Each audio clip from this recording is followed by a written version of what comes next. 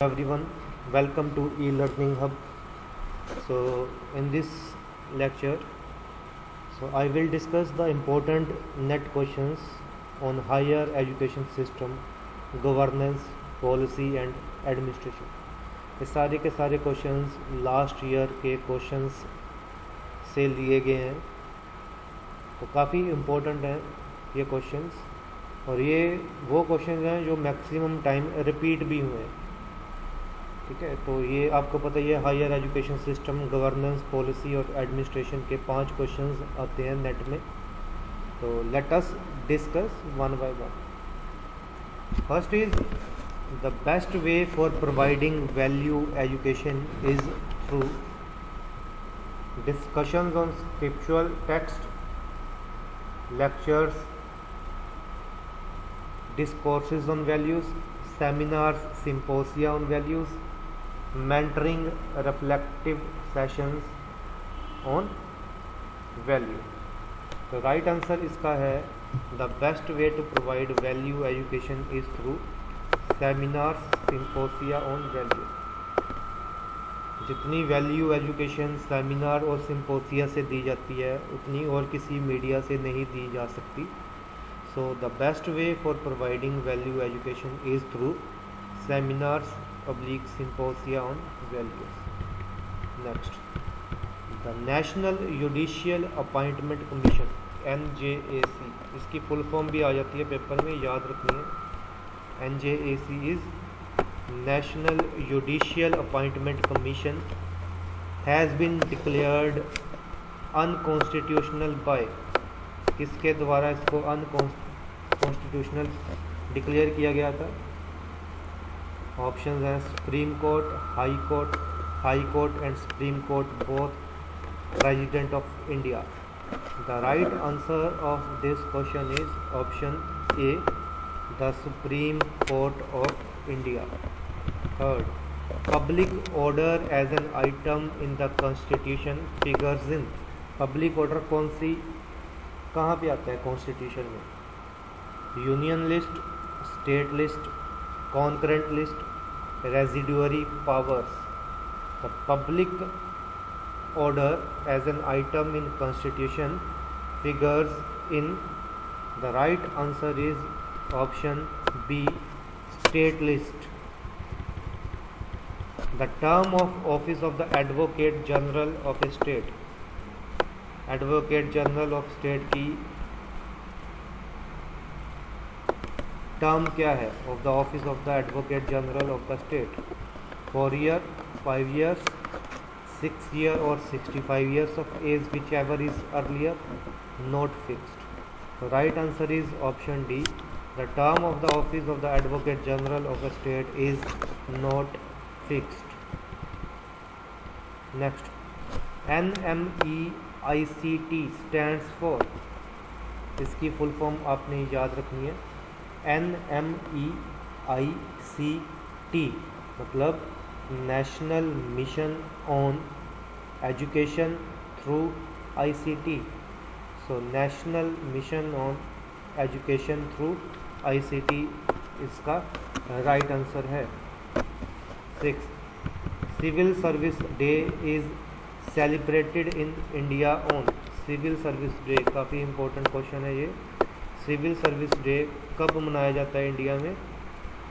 Civil service day is celebrated in India on, यह मनाया जाता है 21 अप्रैल को। So option A is the right answer.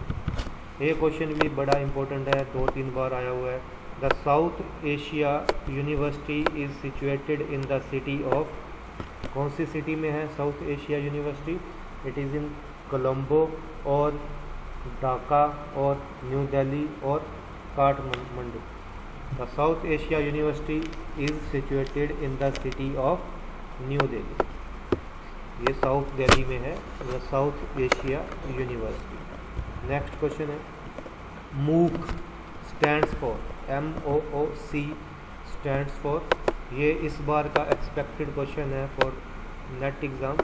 So the MOOC stands for, the right options हैं MOOC, मूक की full form बतानी है क्या होती है? मूक की फुल फॉर्म होती है MOOC stands for Massive Open Online Course.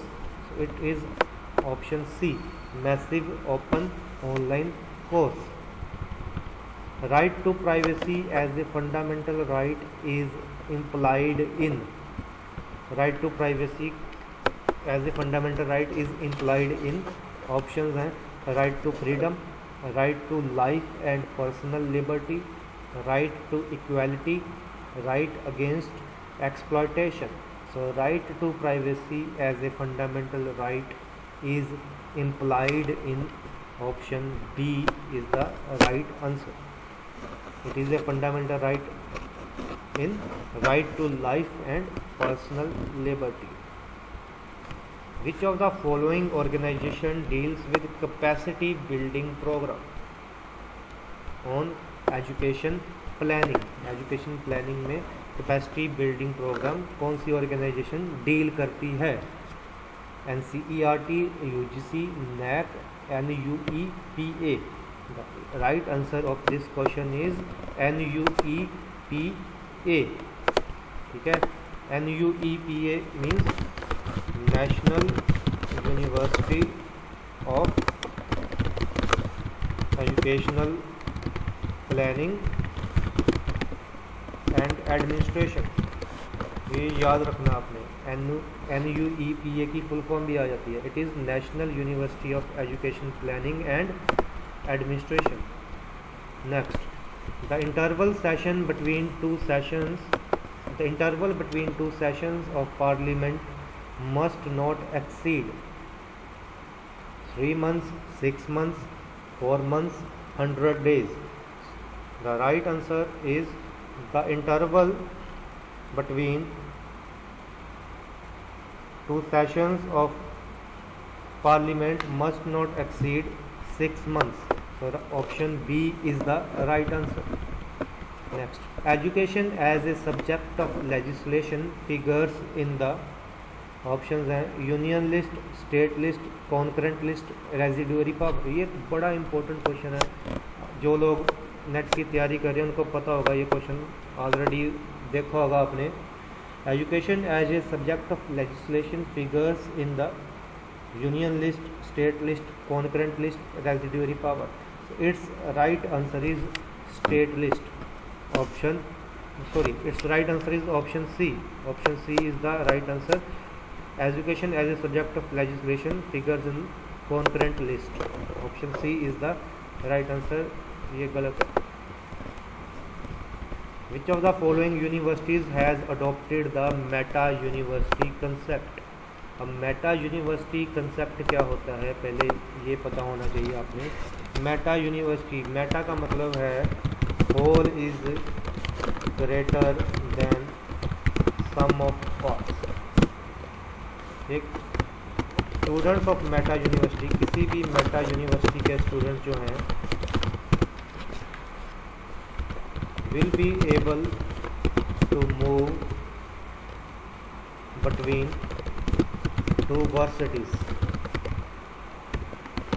They will have, ये याद रखना है मेटा यूनिवर्सिटी, इंपॉर्टेंट क्वेश्चन है. They will have freedom to study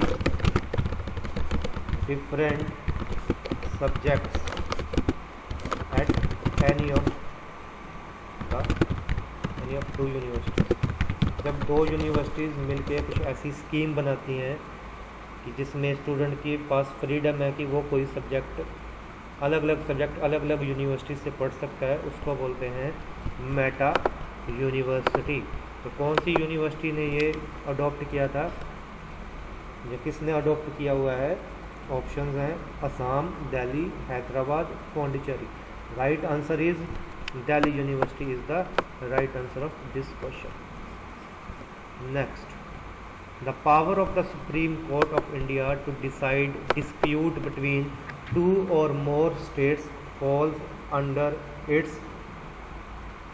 the power of the supreme court of India to decide dispute between two or more state falls under its. The right answer is option C, original jurisdiction.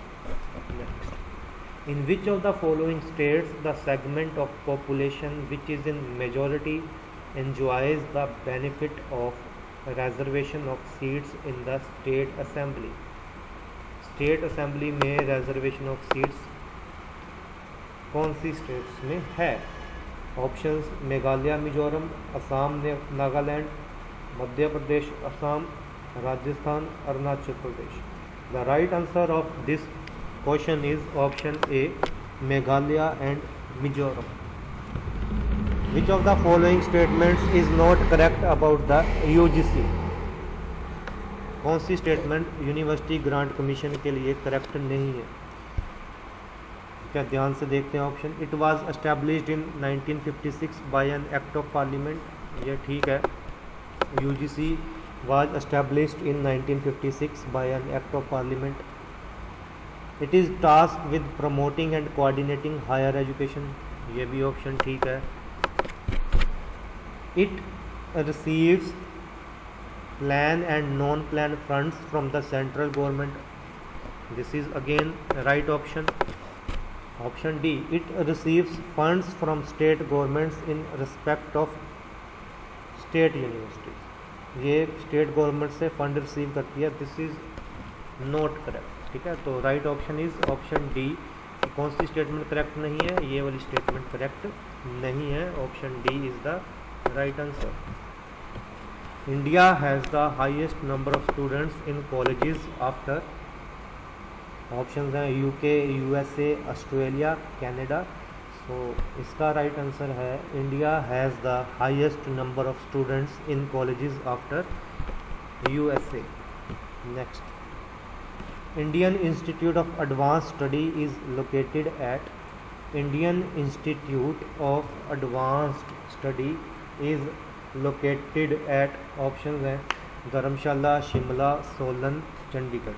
So Indian Institute of Advanced Study is located at option B Shimla. Which of the following right was considered heart and soul of the Indian constitution? Heart and soul कौन सा right है Indian constitution का? Options हैं freedom of speech, right to equality, right to freedom of religion, right to constitutional remedies. So इसका right answer है option D, right to constitutional remedies is considered as the heart and soul of the Indian constitution. Who among the following created the office of the district collector in India? District collector का office किसने बनाया in India? The office of the district collector in India was created by option B, Warren Hastings.